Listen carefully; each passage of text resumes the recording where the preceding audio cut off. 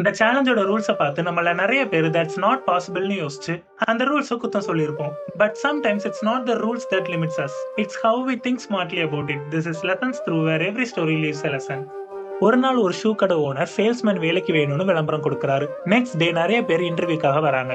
அப்போ அவர் ஒரு ஷூவை காமிச்சு இதை 500க்கு வித்துட்டீங்கன்னா இந்த வேலை உங்களுக்கு தான் சொல்றாரு. எல்லாரும் ட்ரை பண்றாங்க, ஆனா 500க்கு அதை விற்க முடியாம இட்ஸ் இம்பாசிபிள்னு சொல்றாங்க.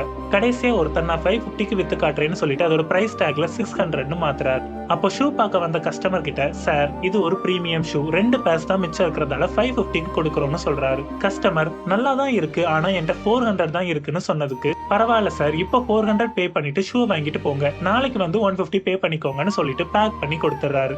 அப்புறம் அந்த ஓனர், உனக்கு அறிவில்லையா, 400க்கு வித்திருக்க, அவன் எப்படி ரிட்டர்ன் வருவான்னு திட்டுறாரு. அப்போ சேல்ஸ்மேன், நான் அவருக்கு பேக் பண்ண ஷூ ரெண்டுமே ரைட் கால் ஓடுது, அவரால் எப்படி அதை யூஸ் பண்ண முடியாது, சோ மாத்த எப்படி ரிட்டர்ன் வந்துதான் ஆகணும், அப்போ ரிமைனிங் 150 வாங்கிடலாம்னு சொல்றாரு.